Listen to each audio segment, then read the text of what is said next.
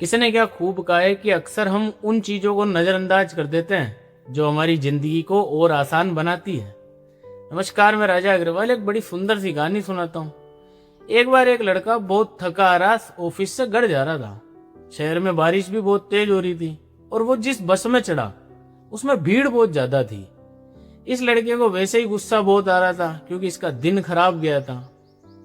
और इसके बगल में एक पुराना सा आदमी बैठा था जिसके कपड़े मैले से थे, पर वो आदमी बार बार खिड़की से बाहर देखकर मुस्कुरा रहा था और उस आदमी की मुस्कुराहट देखकर इस लड़के को चिढ़ आ गई।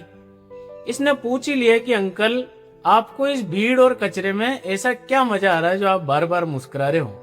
तभी उस आदमी ने जवाब दिया कि बेटा, मैं अंधा हूँ, मुझे दिखाई नहीं देता है। मैं तो बस इस बारिश की ठंडक और मिट्टी की खुशबू को महसूस कर रहा हूँ, क्योंकि मेरे पास देखने के लिए आंखें तो नहीं है पर शुक्र करने के लिए दिल तो है। अब उस आदमी की ये बात सुनकर मानो जैसे लड़के की आंखें खुल गई हो, क्योंकि वो पूरे रास्ते अपनी छोटी छोटी परेशानियों को रो रहा था, जबकि उसके पास तो सब कुछ था। और एक वो शख्स जिसके पास आंखों की रोशनी भी नहीं थी, लेकिन फिर भी वो जिंदगी का जश्न मना रहा था। उस आदमी ने बस से उतरते वक्त उस लड़के से फिर एक बात कही कि बेटा, शिकायत तो सब करते हैं पर शुक्रिया वही करता है जो जिंदगी को ढंग से समझता है।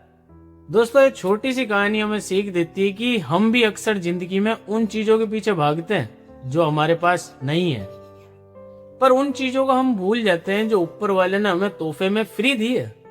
इसलिए हमेशा जिंदगी जीना उनसे सीखो जो कमियों में भी खुशी ढूंढ लेते हैं। और अगर आपके पास भी देखने के लिए आंखें, सुनने के लिए कान, हाथ पांव, पूरा शरीर सलामत है ना, तो यकीन मानना इस दुनिया के सबसे अमीर इंसान हो तुम। तो इसीलिए शिकायत करना छोड़ो और उसका शुक्र करना शुरू करो।